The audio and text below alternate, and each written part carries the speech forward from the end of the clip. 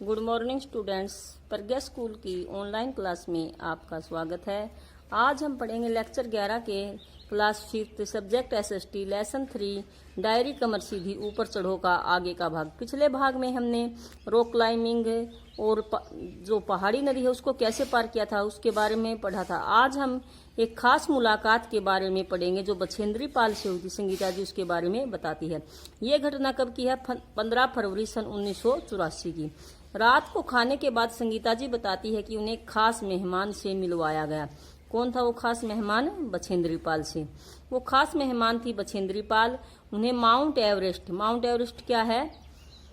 विश्व की सबसे ऊंची चोटी है हिमालय की, और जो किस देश में पड़ती है? नेपाल में है। किस देश में? आपने पिछली 5th क्लास में पड़ोसी देश भरे थे ना, उसमें एक आपने नेपाल भरा था। तो जो ये हिमालय पर्वत के ऐसे श्रृंखला है, 3 श्रृंखलाएं हैं। तो ये जो माउंट एवरेस्ट है यहाँ नेपाल में है। इसकी ऊंचाई 8900 मीटर ऊंची है।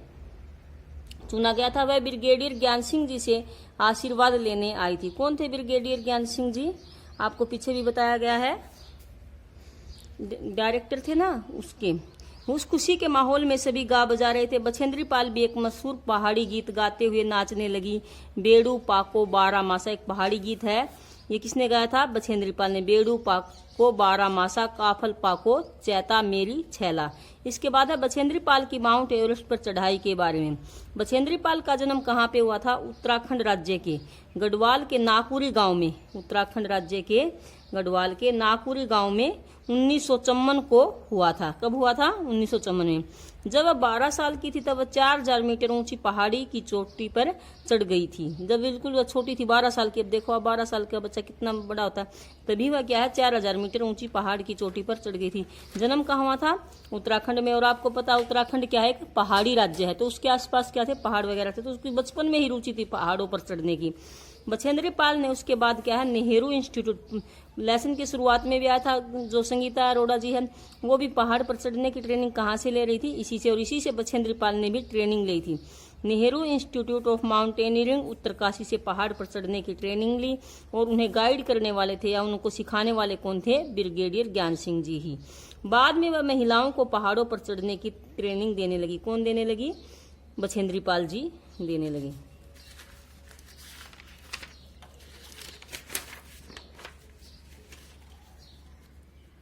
1984 में बछेंद्री पाल को माउंट एवरेस्ट पर चढ़ने के लिए चुना गया।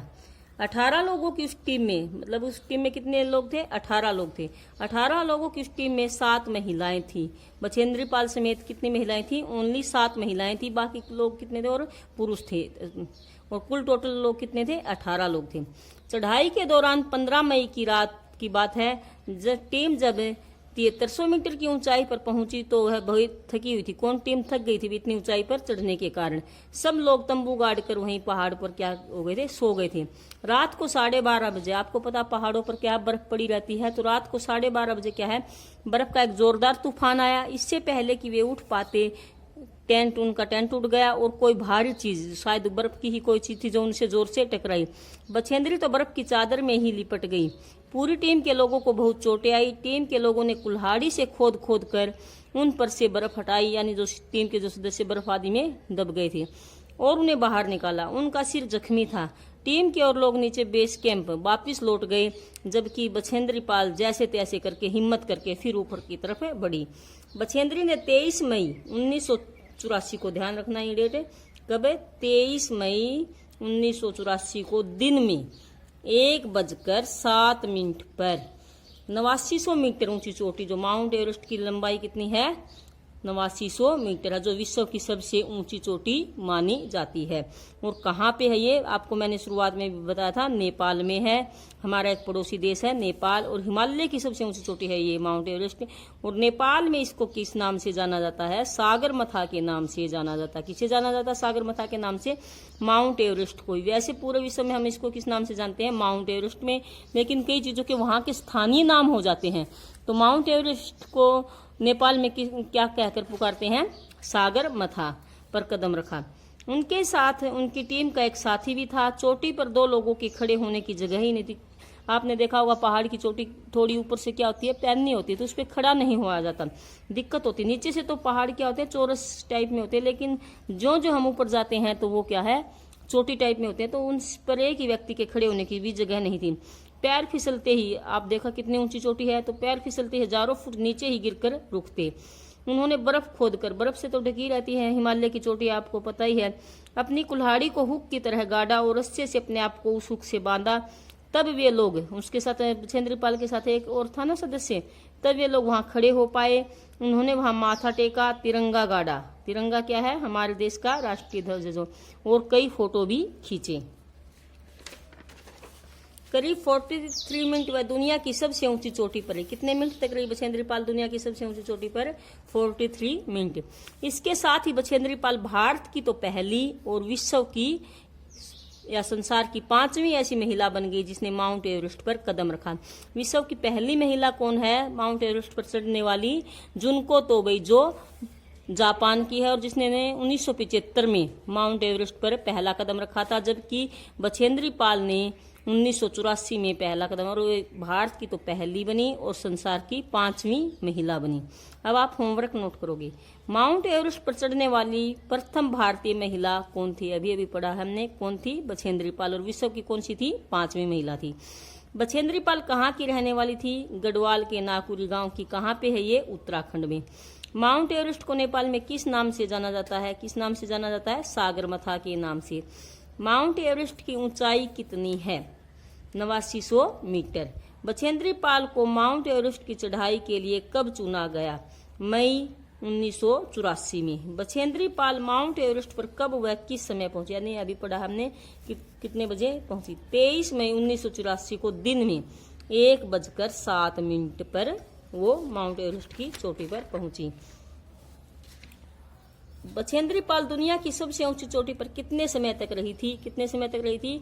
लगभग 43 मिनट तक वो दुनिया की सबसे ऊंची चोटी पर रही।